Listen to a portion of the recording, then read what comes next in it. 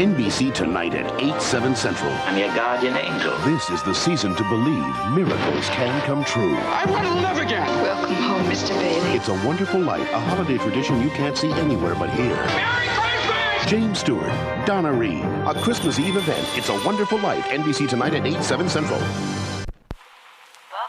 gals, can't you come out tonight? Can't you come out tonight? Can't you come out tonight?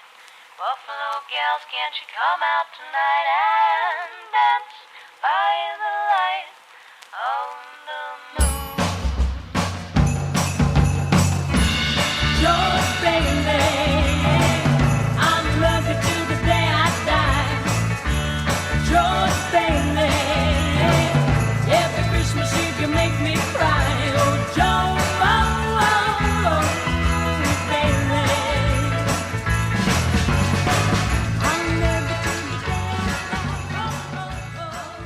I'm talking about the building and loan. I know very well what you're talking about. You're talking about something you can't get your fingers on, and it's galling you. That's what you're talking about, I know.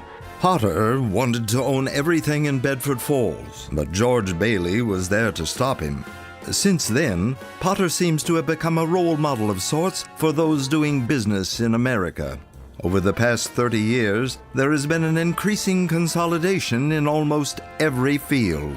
70% of food is made by 7 companies. There are 3 big auto manufacturers, 4 major airlines, 3 phone companies, and 6 dominant media companies. And a hot property like Wonderful Life is a real prize for an industry driven by what they call IP, intellectual property. Thank you very much. Thanks, folks. Welcome to the show. My name is David Letterman. We come to you on the NBC television network, a subsidiary of RCA, where we bring good things to living. We bring good things to life. Thank you so much. RCA yesterday was taken over, merged, they're calling it a merger. It was one of those gun-to-the-head mergers, ladies and gentlemen, by the friendly folks at GE, whose slogan, of course, is, "We bring good things to life." It's a deal. Well, almost. GE and Vivendi have agreed on a price for the French company's 20% stake in NBC Universal. As American media consolidates, by the mid-2000s, NBC television show 30 Rock, taking place inside NBC's famed headquarters in New York City, seeks to parody the maker's own apparent sense of the absurd effects they feel all around them. I'm trying to produce a Christmas special that makes It's a Wonderful Life look like Pulp Fiction. Fictional NBC executive Jack Donaghy, played by Alec Baldwin, the actor, stands in for so many real execs inside so many real media corporations. You see, GE owns Kitchen Oil of Colorado, which in turn owns JMI of Stanford, which is a majority shareholder in PokerFastLane.com, which recently acquired the Scheinhardt Wig Company, which owns NBC outright. And then, at the start of the 2010s... Have you seen this? They keep talking about Scheinhardt selling NBC to Cabletown. That's never going to happen. How could a company from Philadelphia buy a company from New York? That would be like Vietnam defeating the United States in a ground war. Good morning. We've been sold. In a big story for the entertainment world, the cable company Comcast has agreed to acquire NBC Universal from General Electric. I remember when NBC started promoting It's a Wonderful Life, during that block of TV. Friends, Seinfeld, Cheers, ER, and NBC would be advertising heavily for It's a Wonderful Life and saying and bragging, we're it, this is the only place. And I'd get all angry because I'd think, I want to watch it all the time, not just, 2 nights in December, early December, and then Christmas Eve. The angry man, upset that Wonderful Life no longer plays on every channel constantly in December, is Jeff Williams, whom you'll remember from an earlier episode. He recalls vividly how NBC built on Wonderful Life over the 1990s. Basically, NBC ended up owning the holidays because you start off with NBC running the Macy's Day Parade. They've got all their sitcoms doing holiday episodes, and they've got the special with the tree, the Rockefeller Center, and all that. And then it all ends Christmas Eve. They've got It's a Wonderful Life. And so, NBC, they own the holidays. They've sewn it up and, and yeah, I watch it all the time. You'll recall from episode 1 how Wonderful Life was seemingly everywhere on TV for years. Then, 1994, a deal is suddenly announced with NBC, making them the exclusive long-term TV rights holder to this American institution. It's tended to be among the most watched movies on TV each year in November and December. That's a lot of ad revenue. It's a Wonderful Life. Sponsored in part by Kmart. Low prices and extras you won't find anywhere else. Dubbing himself the TV professor, Jeff Williams went in search of the real story of why, for most of the past 3 decades, the movie could only be found twice a year on NBC. It's a convoluted story, but Sheldon Abend was a literary agent. And he's watching TV one day, and he sees this movie, and gets really mad. He represents Cornell Woolrich, who wrote a short story that the movie Rear Window was based on. It was called It Had to Be Murder. Cornell Woolrich died in 1968. And Sheldon is like, this is wrong. I run Cornell's estate. I should be getting this money. He takes it to court, and it goes all the way to the Supreme Court. And they rule in Sheldon Abend's favor. They're like, yeah, you should have gotten money for Rear Window. Sheldon Abend and this 1990 Supreme Court decision would, in fact, have no direct legal bearing on the Wonderful Life situation. But the widespread misunderstanding that it did will have an impact on the story. More on that later. First, a quick refresher is probably helpful here. You'll remember the short story The Greatest Gift, on which Wonderful Life was based, was written by Philip Van Doren Stern before work on the movie itself began. You met his granddaughter Laura Robinson in the first episode. I'll bring you closer to Philip and his family in future episodes. Failing to find a publisher for his independent story, Philip copyrighted it in 1943 and sent it out with 200 Christmas cards, interesting RKO Studios, and eventually Frank Capra. Scripts were written by other parties under contract to RKO and later Frank for what became Wonderful Life.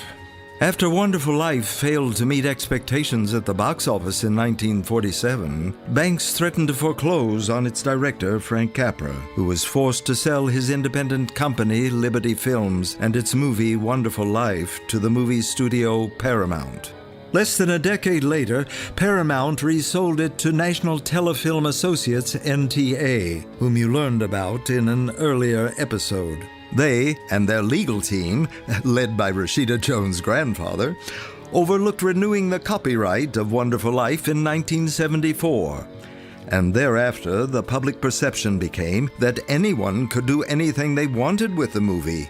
In 1984, former Wonderful Life copyright holder NTA essentially merged with a former movie studio and changed its name to Republic Pictures. And then comes one summer day in 1993, and just over 3 years after that Supreme Court ruling I mentioned. Jeffrey Baker of Good Times Home Video receives a letter. Much like the letters that around 200 others across America are receiving at this time.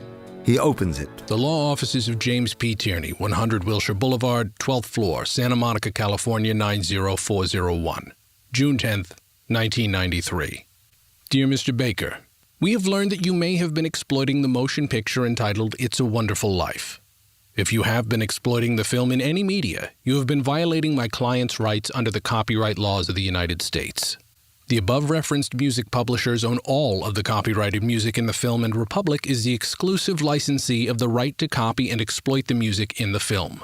Further, the film is based upon the separately copyrighted literary work by Philip Van Doren Stern entitled The Greatest Gift.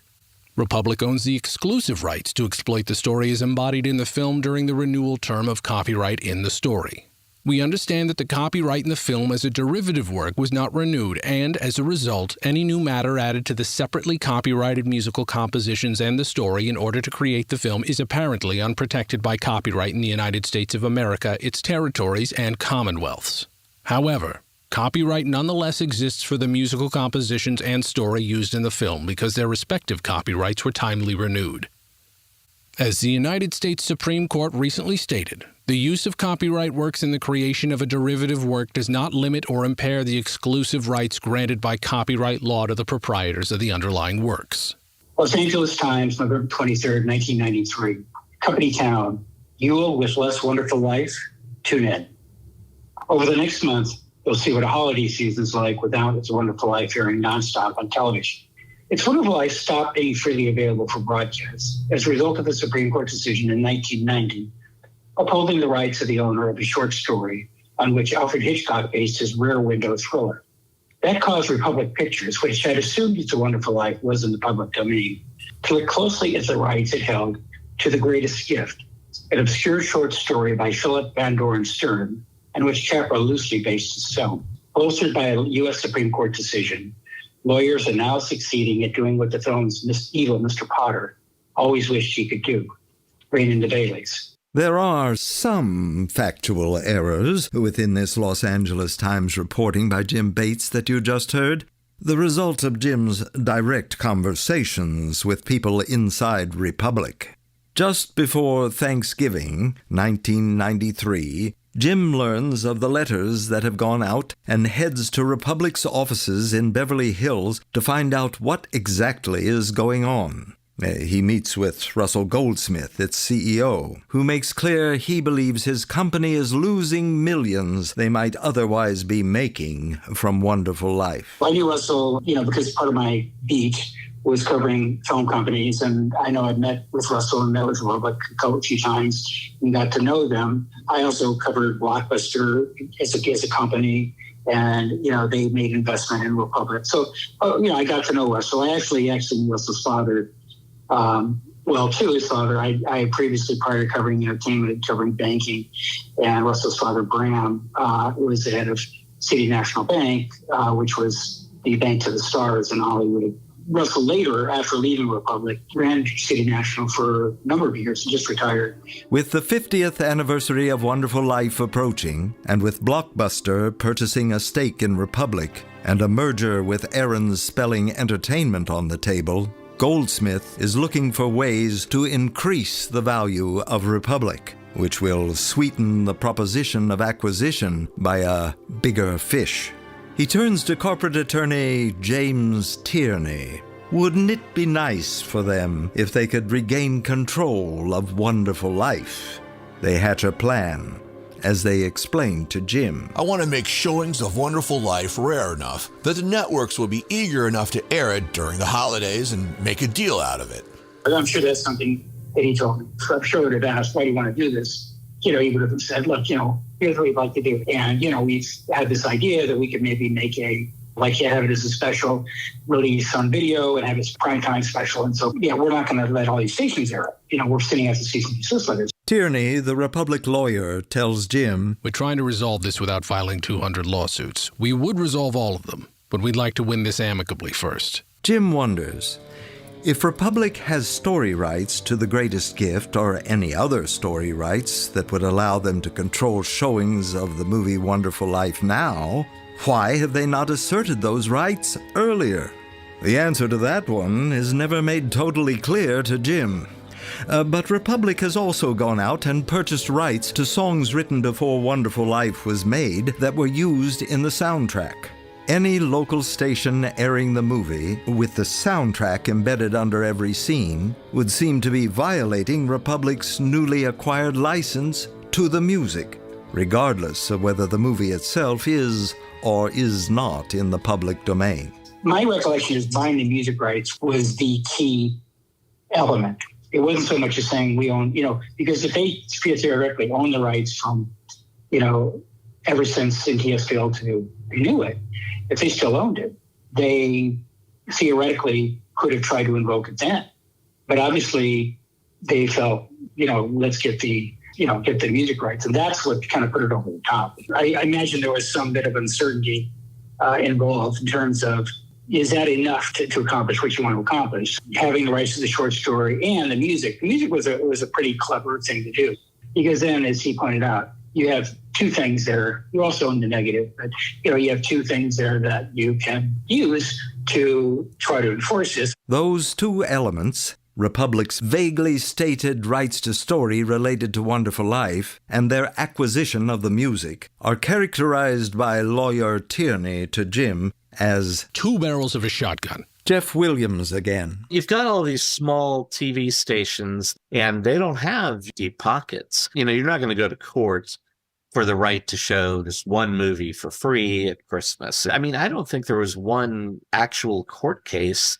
James Tierney basically just threatened a lot of lawsuits, and all these stations said, "Oh, okay, we won't show it." And now they've got it. And, maybe it is theirs, maybe it's not. Republic and the corporations that acquire Republic and NBC go on to make millions from Wonderful Life over the next 3 decades, thanks to Tierney. Now, Tierney is an interesting fellow. While helping Republic in their effort to regain control of Wonderful Life, he was also working on another little operation for another client. The Los Angeles Times, ex-prosecutor charged in art fraud case. A former federal prosecutor has been charged in a case that underscores the potential for fraud in the complex world of fine art insurance. James P. Tierney, who worked as a federal prosecutor in New York and Los Angeles before entering private practice, aided one of his clients in a conspiracy to fake the theft of works by Picasso and Monet and defraud 2 insurance companies, according to a document federal prosecutors filed in U.S. District Court in Los Angeles. Tierney, who became a prominent entertainment lawyer representing such performers as the late Brian Wilson, faces 1 count of aiding and abetting wire fraud. His attorney said Tierney will cooperate in the federal investigation of Stephen G. Cooperman, a retired ophthalmologist. It is a little bit like a Tarantino movie in that you have these kind of really kind of outrageous characters. Jeff Leeds is also a Los Angeles Times reporter in the 1990s, covering the media industry, when he takes an interest in the James Tierney art fraud case. This doctor named Stephen Cooperman, in the course of becoming fairly wealthy, became a pretty avid art collector. So what the government essentially say initially is that Cooperman and some co-conspirators had arranged to have the paintings stolen so that he could file, what he knew would be a fraudulent claim. So I don't really know how or when they became friends. But Tierney, was a certainly successful entertainment lawyer in his own right. And in various cases, it represented people like Brian Wilson from the Beach Boys, actors like Timothy Hutton and others. I never would have imagined that the Cooperman case and the Tierney case would be connected to It's a Wonderful Life. Tierney was charged ultimately by the government with his role in this sort of conspiracy to steal the artwork from Cooperman's home and file the false insurance claims. He cooperated in the investigation of Cooperman. Tierney said, in retrospect, he felt like this was a terrible mistake, and that as Cooperman's friend, he should have gotten Cooperman to take responsibility for the difficult financial situation that he'd gotten himself into. And he said, I didn't help my friend take responsibility, and that's a mistake that I'll be paying for a long time. The government had recordings of Tierney speaking with Cooperman about the sort of conspiracy to disappear the paintings. In these recordings, he actually suggests to Tierney that they destroy the paintings with garden clippers. And Tierney that doesn't happen. Tierney suggests that they actually return the paintings to the insurance companies. And Cooperman says to him, sleeping dogs are best left sleeping. The paintings were found in the storage locker of Tierney's one-time law partner, James Little, who claimed to prosecutors he had brought them to Cleveland unknowingly at the behest of Tierney. Little's name, by the way, can also be found at the top of those cease and desist letters that went out to TV stations in 1993 on behalf of Republic. Justice Department lawyers later alleged that Tierney also had been providing illegal kickbacks in an unrelated case. For the insurance fraud case, the man who managed to get Republic control of Wonderful Life was convicted and sentenced to 8 months in jail, surrendering his legal license. It's a Wonderful Life is really about this question of what if and what happened if an individual person was not around. And I think that's a close relative of another question, which I think Tierney asked, which was what would have happened if I had just made different decisions? Yeah, I mean, I think there obviously is a sort of morality tale here. And as we said, I think that in the same way that the movie through fiction asks us to question what is our value, what is our place here, what can we contribute, and what would happen if we weren't around.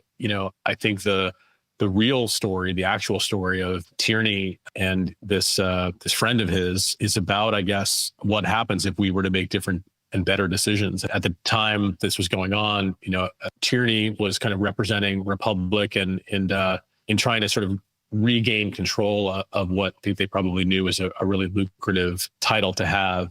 In situations like this, and in a sense, I don't know if people would draw this parallel, but in a certain way, you could sort of say that the studio is almost acting as the potter here in trying to prevent the little guy from making use of this genuine and heartfelt story. It's tough to say if Tierney saw any kind of conflicts in his own mind there. J. Max Robbins has been closely following the changes in the media business for decades as part of the Paley Center and the Center for Communication. When It's a Wonderful Life came out, it was a failure. It bankrupted Liberty, the studio that was started by Capra and some other directors, so they could have their artistic freedom. And then through some kind of, I guess, negligence, it slips into the public domain. That is, the movie slips into the public domain, but the elements inherent to the underlying story, The Greatest Gift, do not. It's a little confusing, I know. That all of a sudden gives it all this value and all this new appreciation. The audience votes. They see this thing because TV stations play it over and over again, and it becomes this phenom. And then all of a sudden it has real value.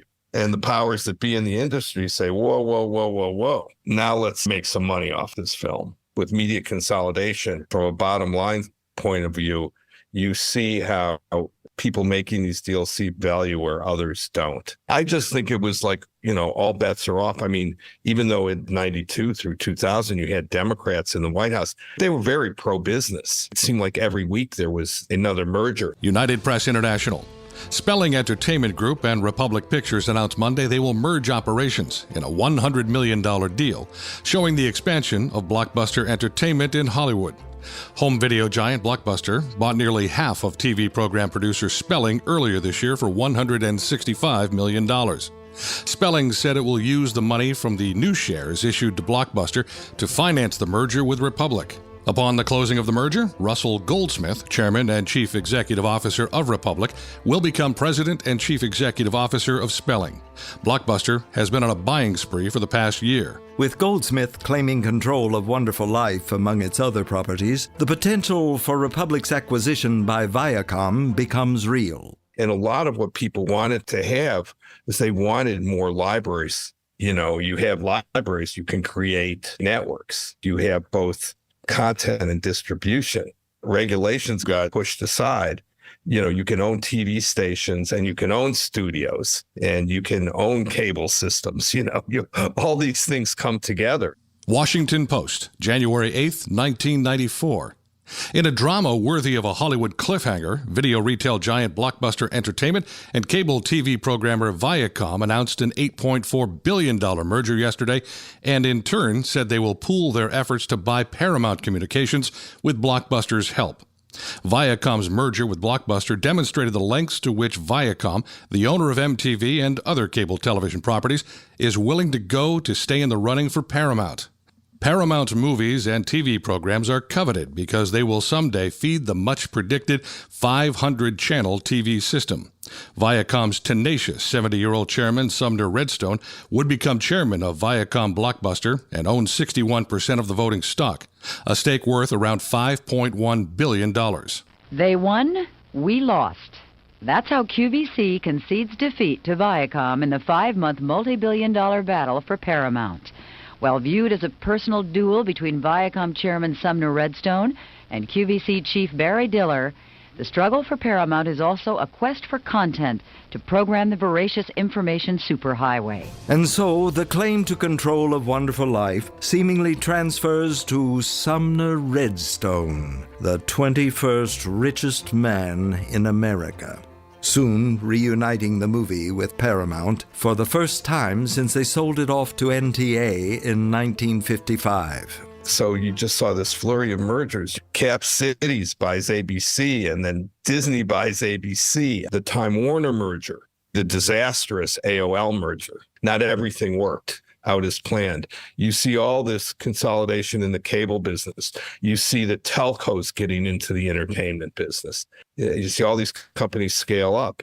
This idea was, if we don't eat up somebody else, they're going to eat us up. The number of big media companies got like halved in the space of a few years. There's something very seductive about the entertainment business, where people will pay a premium. The real owners, the big wealthy business interests that control things and make all the important decisions. George Carlin, the comedian, has a strong opinion about all of this 1 decade after Wonderful Life is snatched from the public, seemingly to help feed a series of acquisitions and mergers, as he tells audiences at his show in 2005. Forget the politicians. The politicians are put there to give you the idea that you have freedom of choice.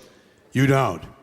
You have no choice. You have owners. They own you. They own everything. They own all the important land. They own and control the corporations. They've long since bought and paid for the Senate, the Congress, the state houses, the city halls. They got the judges in their back pockets. And they own all the big media companies, so they control just about all of the news and information you get to hear. They got you by the balls.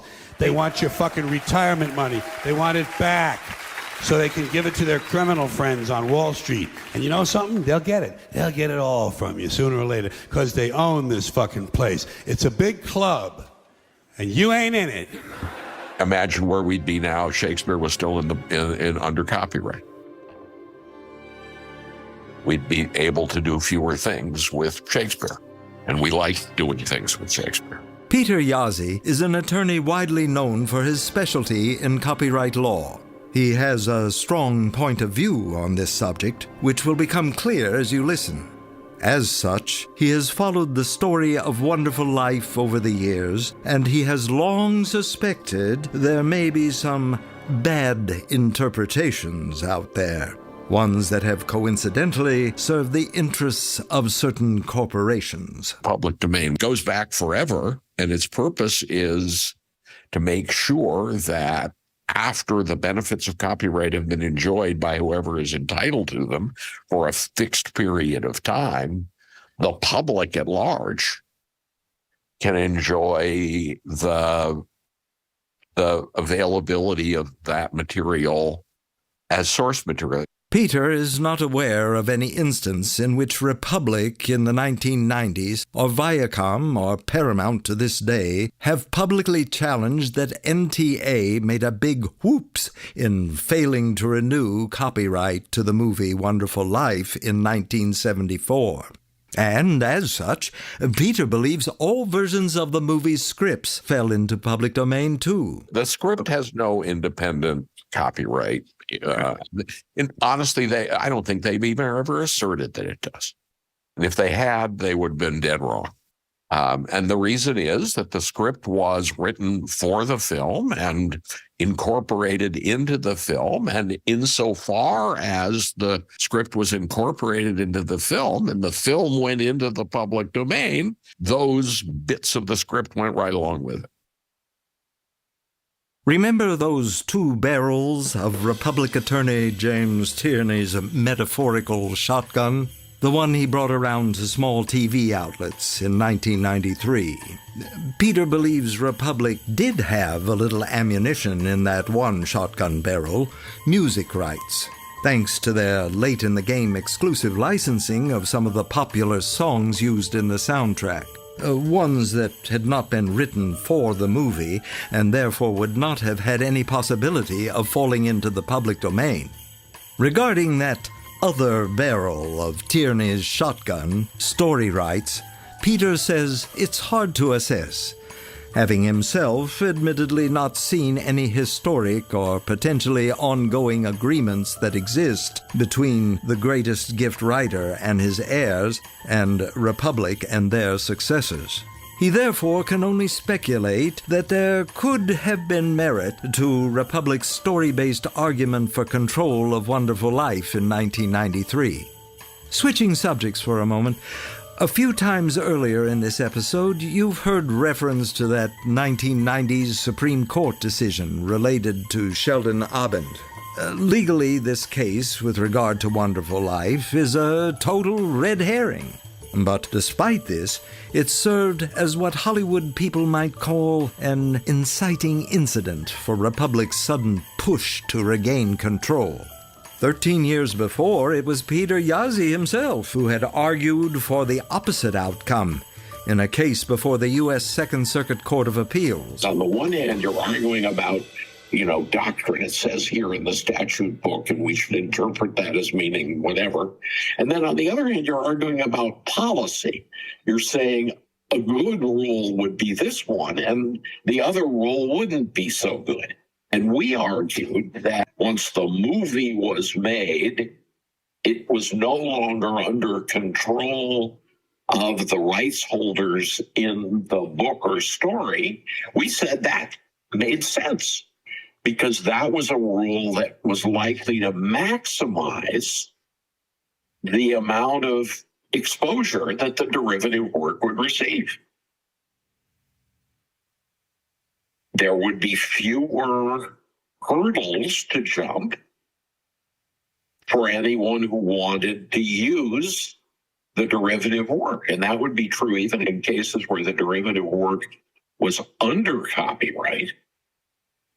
It would certainly be true for cases in which the derivative work was in the public domain. So in a sense,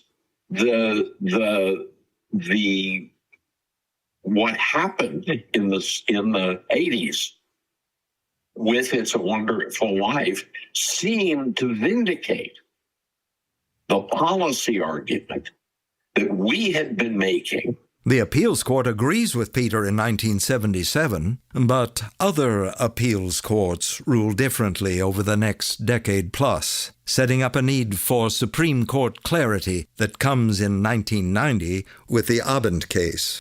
You've heard The Greatest Gift brought up several times over this episode, the story on which Wonderful Life was based. While NTA did indeed fail to renew the copyright for the movie in 1974, the same was not true for writer Philip Van Doren Stern. Philip dutifully renewed copyright to his own story in 1971. Herein lies the key to everything. You see, he held on to the copyright over the rest of his life and passed it on to his 4 heirs, his only daughter and his 3 granddaughters. But the Second Circuit Court of Appeals decision in favor of Peter's argument at the time seemed to have affirmed a wall of sorts between Philip's original story and the movie that was based on the story.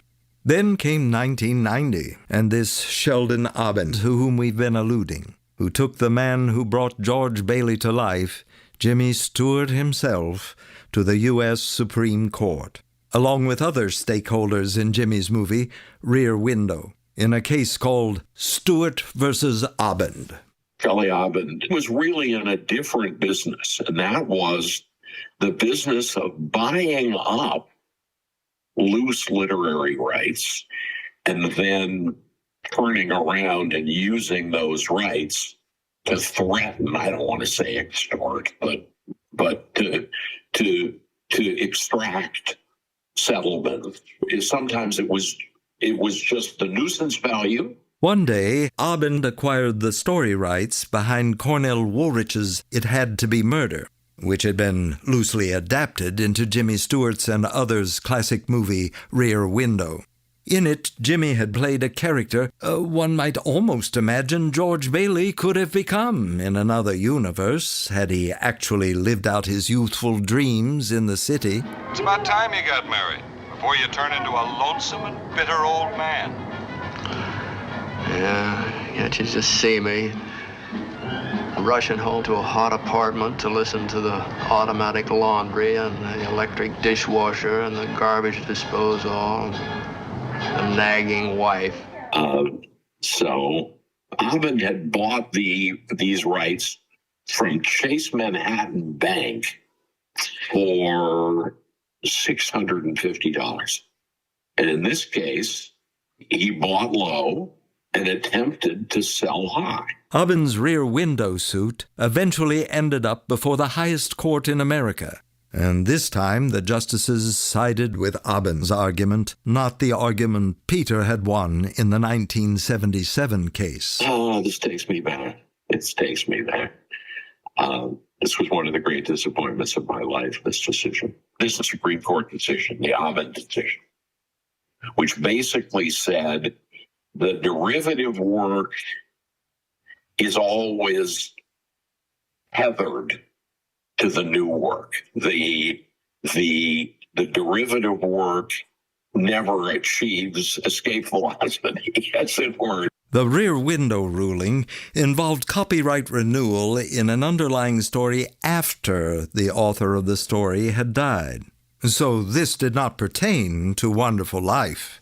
As you'll remember, the author of The Greatest Gift, Philip, did renew the copyright to his story while alive. But in its ruling, the Oben case made crystal clear that a derivative film is tethered, using Peter's terminology, to the story on which it's based. A derivative film's copyright covers only those elements of the film original to the filmmakers. The rest of the elements of a derivative film, all those elements original to the underlying story, are protected by copyright in the underlying story. The facts that are the facts of It's a Wonderful Life.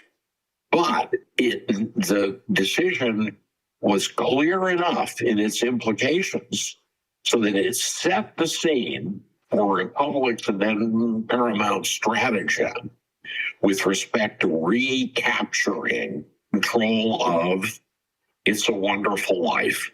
But I think it's probable that between 1990 and for the next decade or so, the Republic Paramount claim that because it was the successor in interest to the Stern family's rights in The Greatest Gift story, it could control who could broadcast It's a Wonderful Life and when, had some merit. If you have been exploiting the film in any media, you have been violating my client's rights under the copyright laws of the United States. Then Republic and its successors have been taking the position that based on their transferred interests in the story rights, they are entitled to license not only new productions, but also in particular broadcasts and showings of the film itself. So presumably they still have those rights. If the Van Dorns gave a new grant to Republic, maybe Republic just went to them and asked for a quitclaim, said, if you've still got any rights in this, we'll, give them to us and we'll pay you a modest amount of money. They could have done that. Paramount, which as you'll remember acquired Republic, certainly seems to believe they still hold some form of rights beyond music. 2013. An independent company announces they plan to proceed with a sequel to Wonderful Life, stating publicly that this is based on their assumption the movie is in the public domain. On Monday, Florida-based Star Partners, a film financing entity, and Nashville-based Hummingbird Productions, which is one of the biggest producers of music for commercials, announced they were teaming up for a sequel to the classic film It's a Wonderful Life.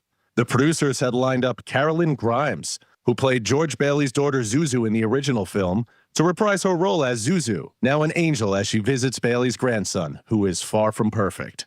Hummingbird's Bob Farnsworth says the rights to Wonderful Life were in the public domain, and that he had written a screenplay with Martha Bolton, a former staff writer on Bob Hope specials. But now Paramount says, not so fast. A studio spokesman told us, "No project relating to It's a Wonderful Life can proceed without a license from Paramount.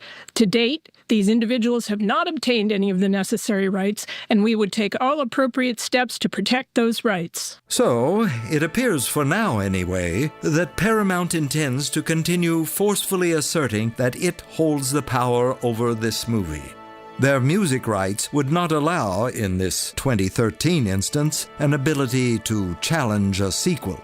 So they seem to be asserting a claim to copyright in the underlying story, The Greatest Gift. They don't have copyright in the story, and they've never come to us for copyright in the story. The only people who have ever held copyright in the story The Greatest Gift are my grandfather Philip, his heirs, his only daughter and his 3 granddaughters, my mother and my 2 sisters and me, and the small family company that we heirs created to hold and manage The Greatest Gift copyright. Sarah Robinson, here to clarify matters. She's one of those 3 granddaughters of Philip Van Doren Stern, and really among the only people on Earth who can clarify all of this. Regarding any story rights held by Republic and now Paramount, she says, "You know, to hold copyright in something is to hold a whole bunch or a bundle of exclusive rights in that thing.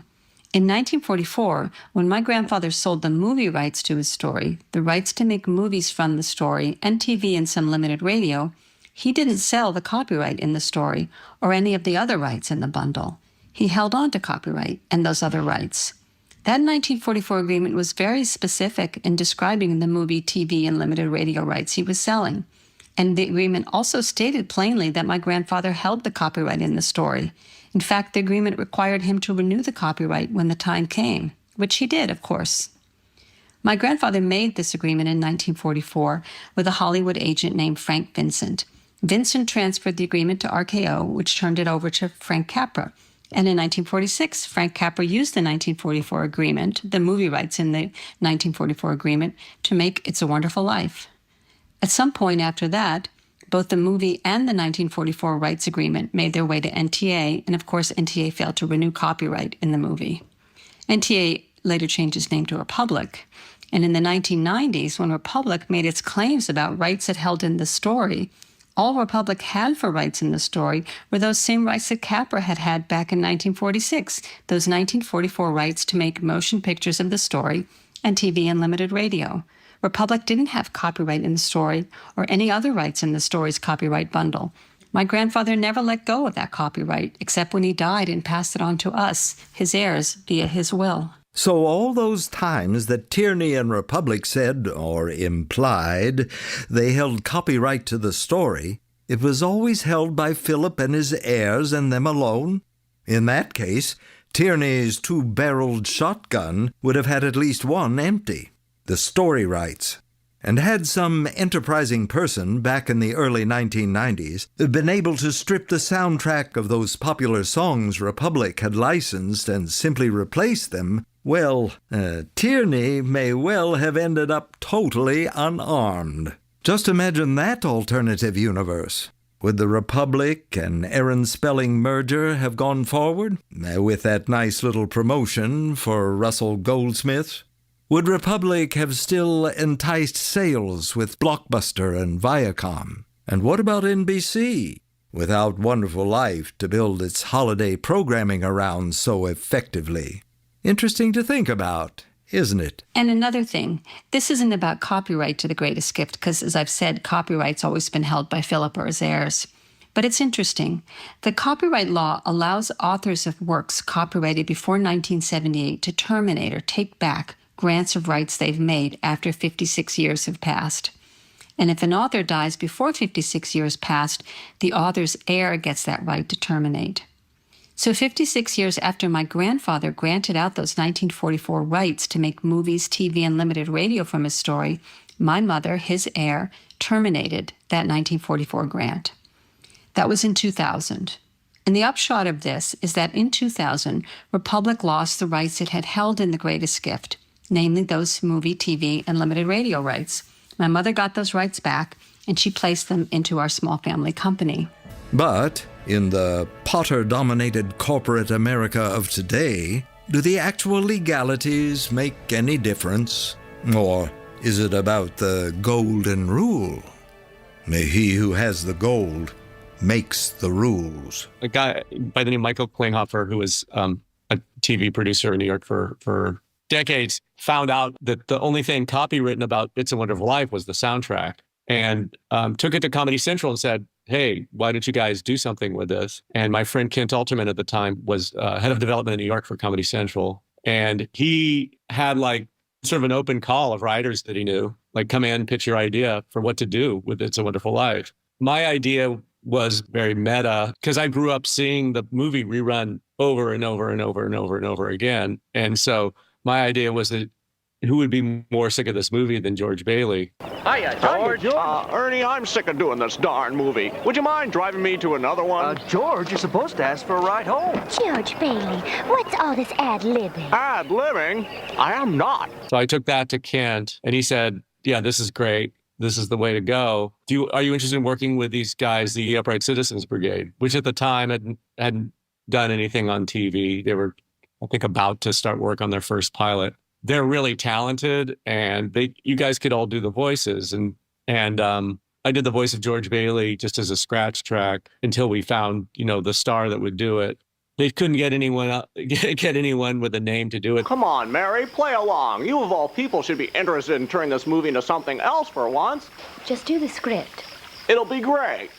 We'll make real money. We'll be in color. When the UCB came in, it became just kind of like this camp, basically, where we were spending all our time together watching the footage, trying to sync up the lips with what we wanted the story to be. Well, I can't marry you because, well, George, I'm gay, Mary. That's the truth. I'm madly in love with Sam Wainwright. Sam and I are lovers. You can ask anyone. Let's call and ask him. Fine, let's call him right now. I've got his number. Let's get him on the phone. All right. Sam Wainwright, please. Hey, Sam, just calling to make sure you know we're both gay. Now tell Mary. Here's Mary. Me, gay? I can't speak for George, but there's no way I'm gay. I have 3-4 different girlfriends at any given time. Believe me. I've had sex with women in nice hotels, cheap motels, tents, bathrooms. You name it, I've had sex with a woman there. It's really interesting, like, doing this project, doing the Escape from Wonderful Life, and taking apart and putting it back together in a very irreverent way. And I think, if you were really a hardcore fan of the film, you would take issue with it, probably. But I have to say, from my standpoint, having that experience made me love that movie more than ever. I mean,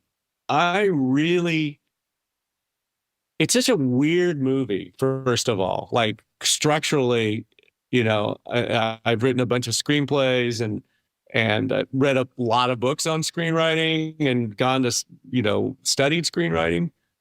There's no teacher that would ever teach that form of a screenplay. It is bonkers.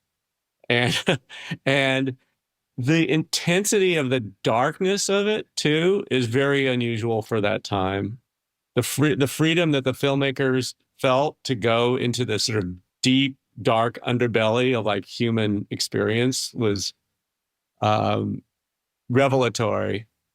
And then sort of breaking down the movie, like when we were going scene to scene and watching these performances over and over again, you're like, wow, everyone was all in on this movie. Like, nobody was phoning it in. I mean, if in the strictest sense of the word, it is a comedy, right? But it has a lot of darkness in it, and a lot of sadness, and a lot of regret. And I think, like, I don't know. I don't know if what I've done is representative of that in any way, but I definitely feel like a lot of my work has that, especially in the last few years, has that sort of heart of darkness to it.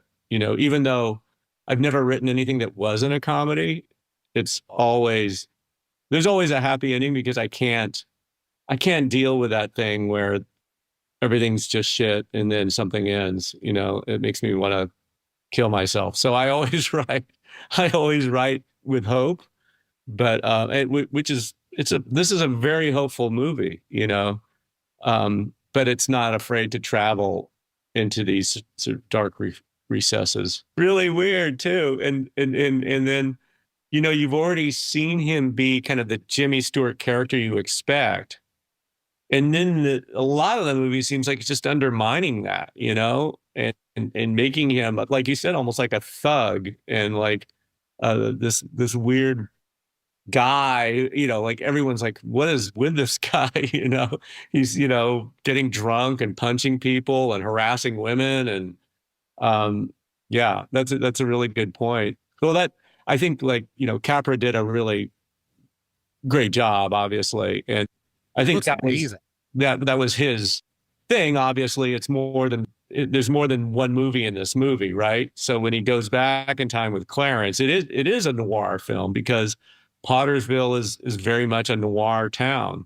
It's the dark, someone described film noir as the dark side of the American dream, and that's Pottersville, right? Like it's what happens when unbridled profit seeking runs everything, and all the other sort of protections and social contracts fall away.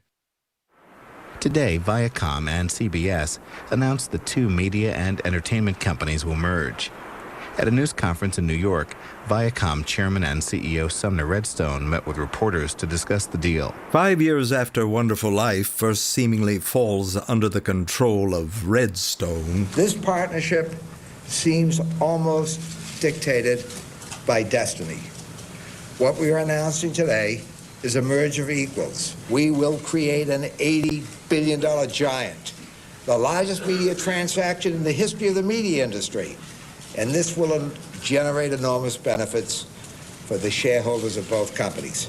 This singularly powerful enterprise will be home to the #1 cable network group here and around the globe, the #1 radio group, the #1 outdoor advertising company, the #1 entertainment brands in most coveted demographic categories, the #1 TV station group, the #1 broadcast network, the #1 television programmer, the #1 provider of rentable home entertainment. We will be global leaders in virtually every facet of the wonderful, diverse media and entertainment industry. Frank Rich, who was then writing editorials for the op-ed page of the New York Times, wrote a really great op-ed about it. And it was a casualty. At the time, it was like a casualty of vertical integration. So even though we embarked on the project because the soundtrack of It's a Wonderful Life had lapsed into the public domain, like nobody had copyrighted it. The visual film was in the public domain. The soundtrack was actually copywritten. So like the music, the score was copywritten, but there was this technicality where like if we took the soundtrack off, we would basically be able to do what we wanted with the visuals. So, and that's still true. That's always been true, and that's true today. But what happened was when we moved closer to completion and our corporate godfathers heard about this at Viacom, alarm bells went off because even though it's all in the public domain, Viacom at that time had bought, I believe it was Aaron Spelling Entertainment, and Aaron Spelling Entertainment had acquired It's a Wonderful Life among its properties. And so Viacom had licensed to NBC the right to broadcast It's a Wonderful Life every year for, millions of dollars. So because one arm of Viacom didn't know what the other arm was doing, like suddenly we were in jeopardy of violating Viacom's exclusive deal to NBC for the rights to It's a Wonderful Life. And they killed the project. It's all about greed. It doesn't have anything to do with helping the artists or anyone associated with the movie, right? This is all greed. So, when it fell into the public domain, nobody who was involved with the film could directly benefit from any longer. So it was actually great for people to be able to see that movie, like whenever they wanted to. And I think that's responsible for a success. Isn't it kind of like not that successful when it was released and people find it a little too dark when it was like first released? And it was only on these repeated viewings that people went like, oh shit, this is a masterpiece, right? So it brought back something that had been was probably going to be marginalized into the mainstream that, in my opinion, has a very good message and a very good heart, right? And then, and God bless, Peggy Lipton's dad or granddad or for letting it drop. And then fuck those guys who found a way to kind of worm it back out, I feel like the copyright laws are way too strict in this country. And a lot of that has to do with Disney and, Disney's constant campaign to keep Mickey Mouse out of the public domain. And, and fuck them. On November 18th, 1928, Mickey Mouse was introduced to the world in the film Steamboat Willie. But this may be one of the last birthdays Mickey celebrates as the intellectual property of Disney. Copyrights for the popular character are set to expire on January 1st, 2024. Mickey might have become public property sooner, except that each time the copyright on Steamboat Willie was set to lapse, Disney and others pushed Congress to lengthen U.S. copyright terms. Honestly, the person who's been overlooked in the Wonderful Life saga is our grandfather, Philip Van Doren Stern. Philip wrote the story on which the film is based, the story about George and George's wish to have never been born, the stranger at the bridge who granted George's wish, and so on.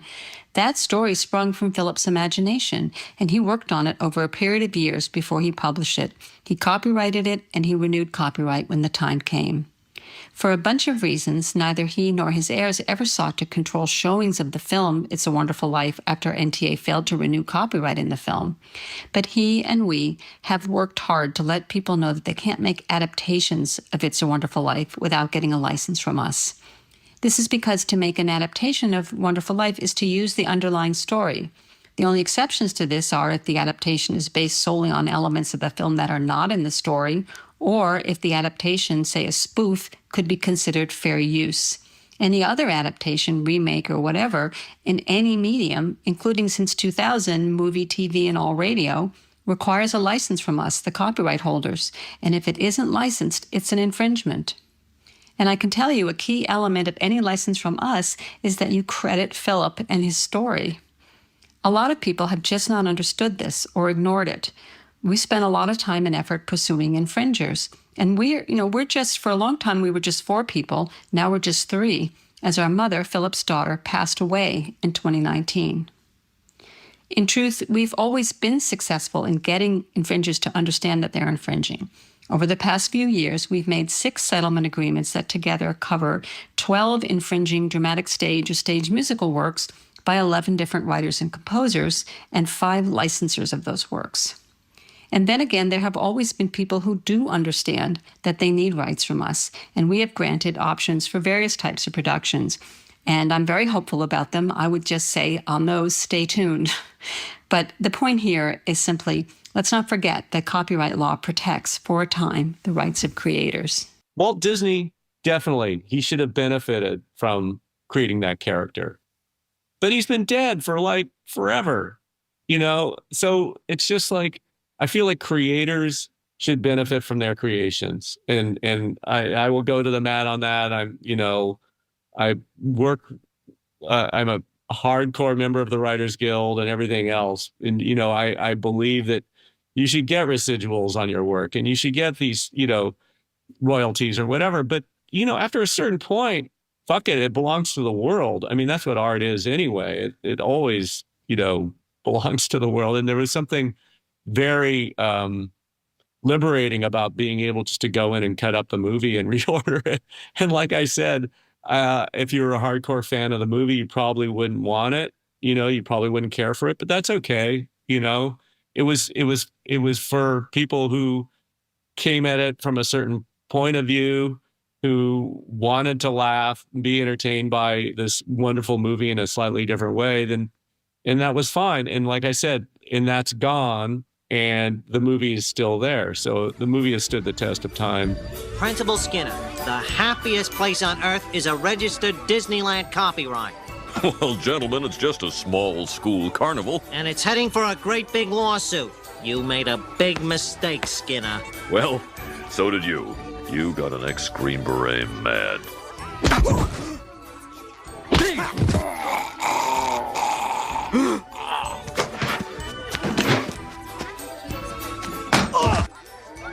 Copyright expired.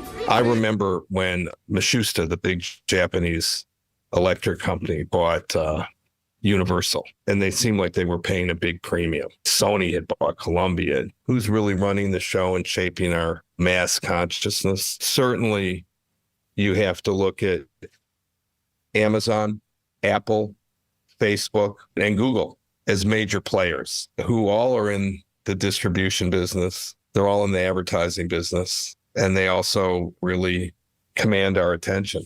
And then you look at the big media concerns, Disney, Comcast, NBC Universal, the two parts of the Murdoch empire, and the influence that Fox News wields. And to a lesser extent, what is now Paramount. That's a lot of power consolidated in a small handful of companies. I think it's a little too simple to assume the people running all these companies are potters. Maybe Jeff Bezos is a potter. Elon Musk definitely a potter. Rupert Murdoch, potter. Is Bob Iger a potter? No, not really. I don't think.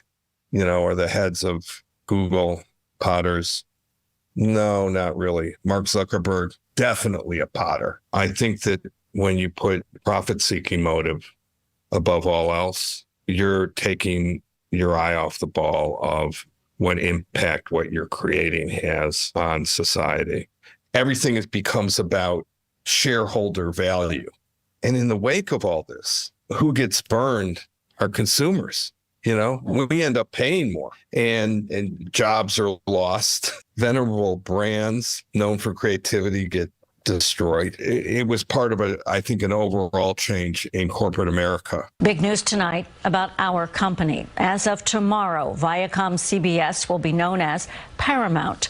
President and CEO Bob Bakish says it is an exciting opportunity to bring all brands of the company's premium entertainment and news, including CBS, under one name. Bakish and Board of Directors Chair Sherry Redstone say the Paramount name harkens back to the company's roots in the golden age of Hollywood. Viacom CBS stock will trade on NASDAQ under the symbol PARA, short for Paramount.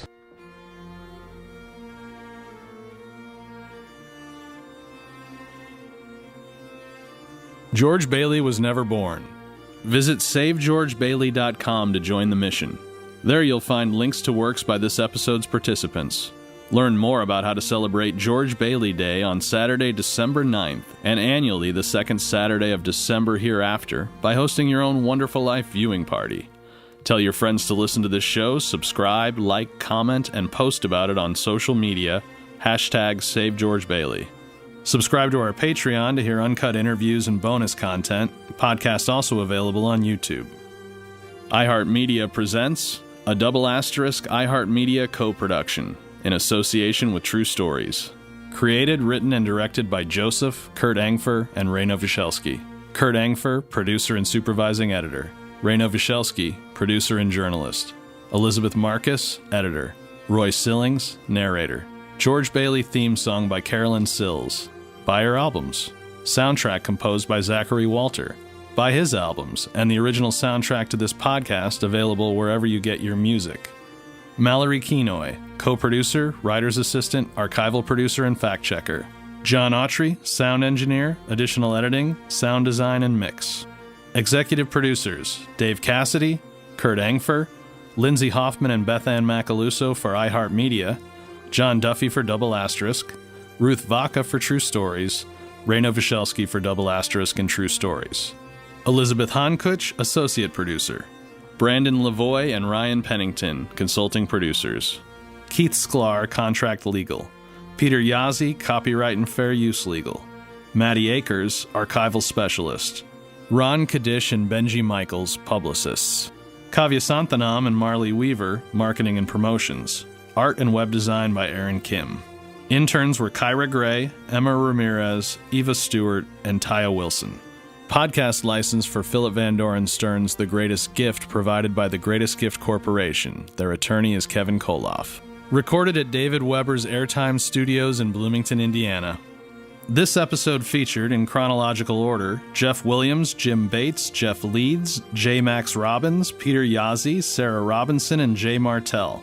with appearances by the cast of Wonderful Life and of Escape from Wonderful Life, and the brief voices, music, and artistry of Hollywood, public persons, and news media professionals, and one unknown NBC promo narrator and music writer, via clips used under the still existing legal doctrine of fair use. The Potters are working on that one, though. Jay Martell provided use of the still never fully released Escape from Wonderful Life, which he produced and starred in, alongside performances by the writers Matt Besser, Amy Poehler, Ian Roberts, and Matt Walsh, directed by David Zeef. The usages of it also fit fair use. The voice of the news article that unpacked Republic's plans for Wonderful Life was by James Bates, reading his article for the Los Angeles Times. Those factual inaccuracies we mention are in one paragraph and would not have been knowable to Jim at the time. To be clear, that came from what he was told by Republic. The voice of Russell Goldsmith was played by Kurt Angfer, and the voice of James Tierney was played by Jason Klom, paraphrased from words each spoke to James Bates, who wrote it in his article for the Los Angeles Times, and additionally for Tierney from a 1993 letter he wrote.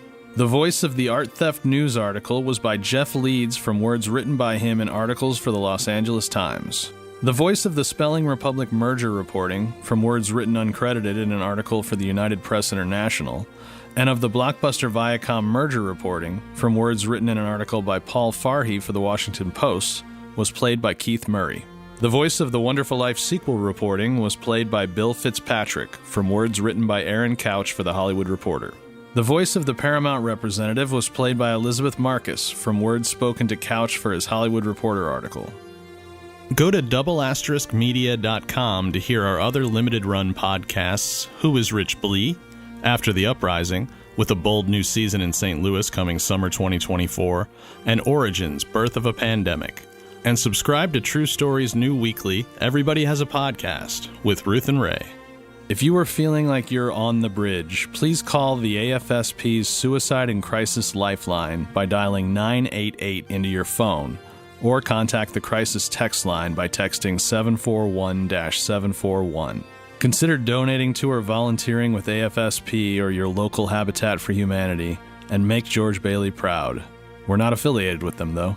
Copyright 2023 Inc.